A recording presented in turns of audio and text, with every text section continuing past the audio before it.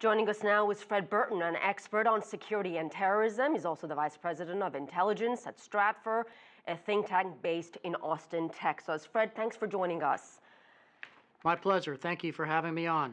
So Turkey says it had warned Belgium about at least one of the attackers, Ibrahim el-Bakraoui. So did Belgium simply drop the ball here?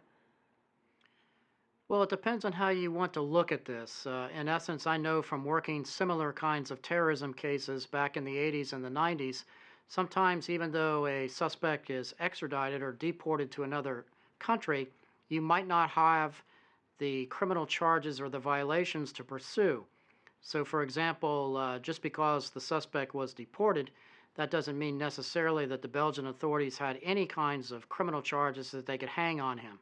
So if you were in charge of this investigation in Belgium, what would you be doing right now?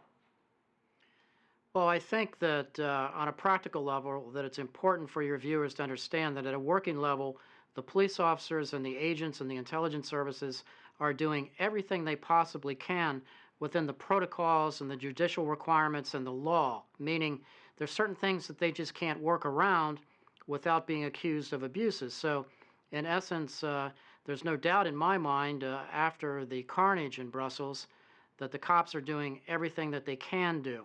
But clearly there were some intelligence failures here. Do they surprise you considering what happened in Paris at Charlie Hebdo headquarters, what happened in the heart of Paris with those coordinated attacks in November, and then the arrest of the prime suspect in the Paris attacks? That was just on Friday. Should some things have been done differently, and what needs to change so these types of mistakes can never happen again? Well, look, I've lived through a lot of disasters, and I've certainly investigated my share of them.